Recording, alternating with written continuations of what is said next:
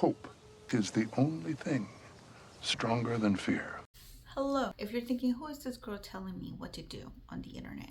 Hyper interested, detail oriented, deep meaning, not just hobbies for fun, but hobbies for identity type of person. I'm always gonna get to the bottom of things. I love just knowing things. I like education just for the sake of it. No one's forcing me. I am now finished. By the time you're watching this, it is March. And I am done with the trilogy. I read it. I got into reading last year, 2025. It is now 2026. And I watched all the movies, all the Hunger Game movies, 1, 2, 3, so many times, over and over. It's one of my comfort movies. It's between Harry Potter and the Hunger Games. You've probably seen the movies like me. I was a little worried because I'm like, okay, am I gonna be bored?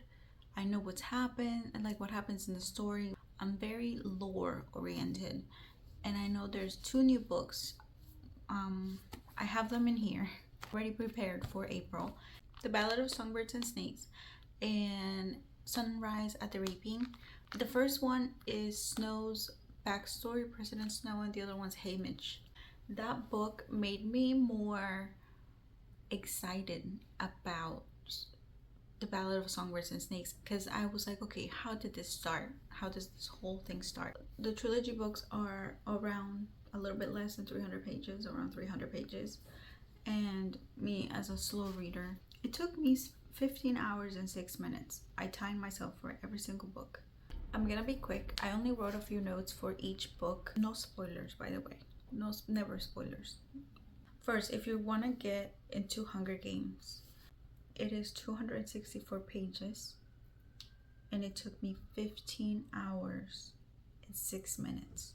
The peacekeepers, the lieutenants in District 12, where Katniss is from, are cool or nicer than all the other ones. I mean, you kind of get it in the movies, but to what degree, I guess. Katniss' attitude comes from masking, feeling the need for survival. So I guess if you watch the movies, you know that. But I think what happens too, it's the whole thing of the love triangle. I don't like a love triangle in movies or in real life. The way that it's written, the way that Katniss's love for Gale and Peeta, it makes sense why she's confused, why she doesn't know who she loves, because she's good at many things. Okay, one of them is hunting and survival, but she's also great at masking. She did it because she's a strong girl. She knows that emotions where she lives or where she was born get you nowhere. People don't eat from the luxuries. I feel like emotion is a luxury, and I need to remind myself of that all the time. Like, for example, like me not feeling like doing certain things sometimes, whether it's, oh, I have to eat or I have to cook or I have to clean. It's like, no, I get to do those things. And it's a mind shift for sure. But I guess like her emotions are a luxury here. And you get to understand like she never really got the time to explore emotion in a romantic way. And if you understand her feelings towards having children and what children go through, like it doesn't become annoying. For example, even though Twilight is pretty cool, especially according to Jennifer Lawrence, aka our Katniss, that love triangle, it makes you angry, especially as an adult, because you're like, wow, she's leading them on. Katniss, on the other hand, never lies. She always tells the truth. The districts and the capital and everything, Panem, used to be North America. That's what they say on here. Kind of creepy.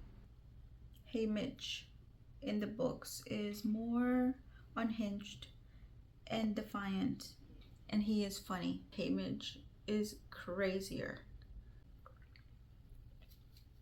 I am so sorry if I'm hesitating. It's always tricky. It's always tricky describing books and still wanting you to read them without you getting too many details, but just enough details for you to be interested. It's really hard to do that.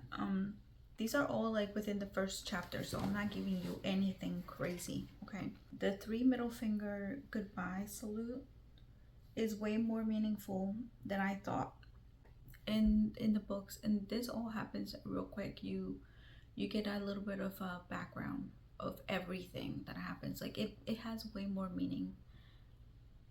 I understand why people read. The Mockingjays existence. So you know how the pin that Katniss wears, you find out in the movies, like, oof, Snow doesn't like Katniss. He sees her actions as a little bit defiant, and you're like, why is it? You feel like it's quick. You're puzzling it together, but you don't understand where his anger, like Snow, his anger is coming from towards Katniss. You're like, okay, does he think she's really clever? Is he reading her mind? And one detail that I say, like, maybe even if you haven't seen the movies, it might make your movie experience way more meaningful. Just know the simple fact that Katniss is wearing the Mockingjay pin on its own is defiance enough, and it doesn't really get brought up in the movies like with much detail, but I feel like that would have changed everything, because then you understand why every action afterwards is way more an act of rebellion than what it seems. From the start, Katniss is super rebellious, and the crazy thing is, like, she knows the meaning behind the pin. Even though she's good at masking her emotions, her motives, she's not really good at masking. Like, she's very open with how she feels about the Capitol. And that all alone, like I said, happens within the first maybe 2 chapters, not even. Like, and there's 27 chapters in each of the trilogy books, by the way. So yeah, and Catching Fire, okay, the second book of the trilogy. So Snow, he bleeds a little bit, right? That's all I gotta say. And in the movie, it kind of is left to the person watching it to put it together. It doesn't really get explained much. You, like, I guess if you're super smart, you can put 2 and 2 together, understand where and why what's happening to him. But in the book, it gets explained. It gets explored. You get a little bit more of a reason to read, especially the prequels. You find out more about Katniss's mom, her lore, her sadness, and her love. And Katniss kind of gets a new perspective on her, because before, like, she's angry. Katniss is angry. Don't get me wrong, Katniss is still angry, but she's able to see her mom from someone else's eyes. That note right there made me excited to read the prequel. Like, a lot of people have been saying about Ballad of Songbirds and Snakes that it's like, wasn't their favorite. Honestly, for me, I don't feel that way. I feel that even though it's focused on Snow, and I know a little bit of the opinion is a little biased because we love, hey Mitch, we don't like Snow. If your personality is like me, you're probably gonna be wanting to read the prequel. I just started reading maybe like a page, not even, to get like the tone, the vibe, and I already like it. I feel bad for anyone who doesn't, but I think it's very specific. It's almost like if you don't care for that, or if your hatred for Snow is too big to care, then I think that's where those people are coming from. Maybe, we'll see, maybe I'll change my mind, but for now, I think that's what's happening. Peeta. So the casting for the movies, I said on here, is perfect for the book. I can't picture a better person to play Peeta, but book Peeta is more outspoken, has a little bit of more satisfying moments of, like, you know what I mean? He's not such a pushover, I'll say that. And you don't feel like he's just like there. I like book Peeta, and I think of his name, Josh Hutcherson. I think he did a good job. Great job. He's the perfect PETA. Before I started reading, I've watched all the reviews possible because I too was trying to figure out, is it worth my time? I know what happens in the movies. Like, can I just jump into the prequels? I don't think there is a way for me to grasp symbolism. Like, there's so much subtlety and symbolism, and it's well done. I think that's the difference. Sometimes some series are written okay. Like, I feel like the authors, they open up details and worlds and they don't get explored. I think in the Hunger Games trilogy, it's so well written. I understand why it holds up. Like, these books came out, the Hunger Games came out in 2008 and we're still talking about it. The movie came out in 2012 and we're still talking about it. They hold up. They're well written. Like, I understand. And it does become a little hard because you know what happens. There is a lot of differences that make it worth it. And there's a lot of lore. There's a lot of hidden details that are worth exploring. Catching Fire took me 16 hours to read in 2 minutes. Now, Mockingjay took me 15 hours and 9 minutes to read. This book made it very clear that Katniss thinks in puzzles.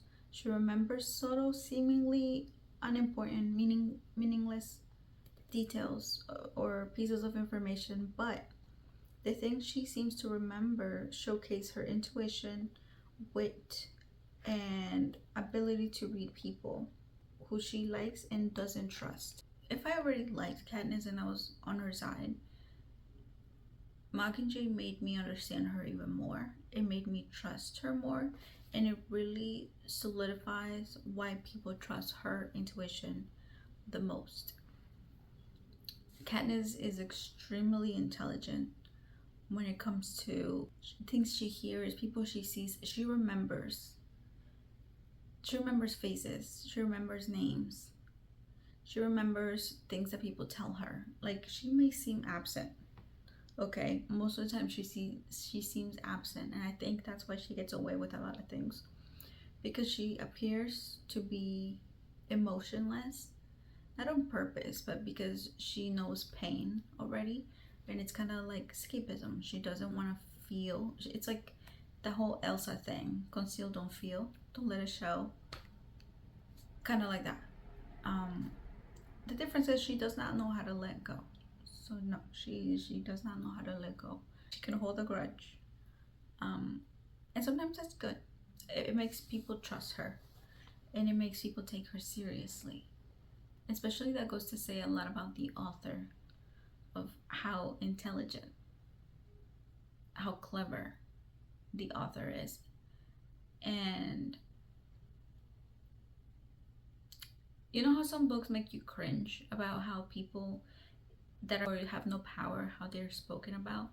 Maybe perhaps people who are not considered valuable according to whatever messed up part of society we're talking about.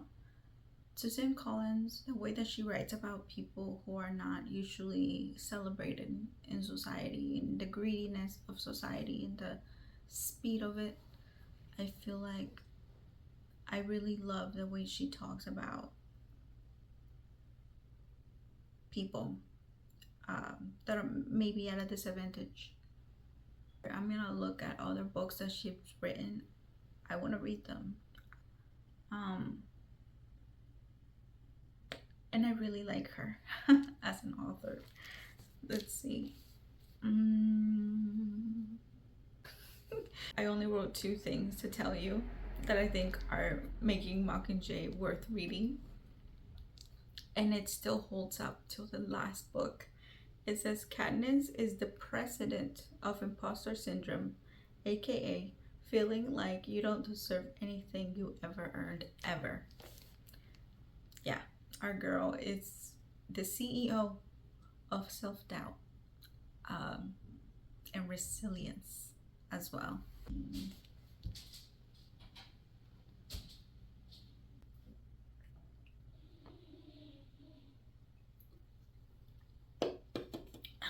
A quick rundown: book publishing and movie publishing. Hunger Games. The book was published September of 2008. The movie was published March 23rd of 2012. Catching Fire. The book was published September 1st of 2009. The movie was published November 22nd of 2013. The Mockingjay. The book was released or published in August 24th of 2010. And then the movie was the part one, because they split it into part one was released November 28th of 2014. Part 2 of Mockingjay was released November 27, 2015. Then, 10 years later, From Book to Book, The Ballad of Songbirds and Snakes was published on May 19th of 2020. I have a feeling that this was probably a really good reason why Book Talk went crazy. Honestly, because what? Then the movie, The Ballad of Songbirds and Snakes, which is insane to me, came out November 17th of 2023. I feel like it just came out. Sunrise at the Reaping. The book was published March 18th of 2025, so last year. And then the movie, I put TBD, to be determined, but it's coming out November 20th of this year, 2026. I'm gonna start reading the prequels in April. We know that. I usually read on here. These are not stickers, except for this one. This one is, but these are not stickers. They're from my niece's birthday party. They're little cupcake toppers. I cut the bottoms of them. I kept them. I cleaned them, and then I put some tape on them. Now my little corner doesn't look so plain. There's these little ribbon thingies also from her party that I kept. She kept some as well, but I'm really happy that she let me keep a lot of these. This one's really cute, and I'm gonna keep them in good condition, so that way if she wants them back, you know, once I am able to get my own little things for the room, I'm gonna give them back to her. Oh, and why I'm mentioning that is because recently I started adding physical books to my collection. I do miss having physical books so much. And Louis already told me that if we have to, God forbid, because we always, I have like PTSD when it comes to like moving. Ever since I was like 6 years old, it's always been like a pattern in my life for whatever reason, and I hate it and I want it to end. Sometimes it's not really my choice, things happen, so I'm just like, okay, well. Anyways, TMI, right? My little collection, I added 2 books. I got them for $6 each, believe it or not, and I was really excited.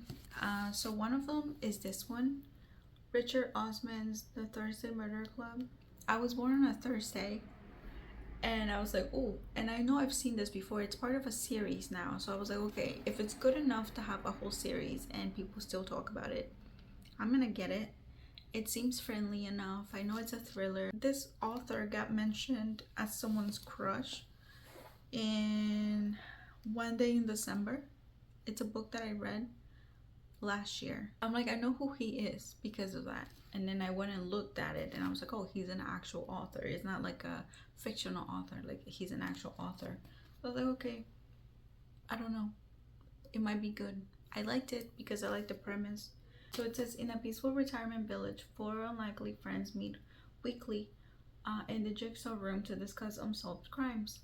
Together, they call themselves the Thursday Murder Club.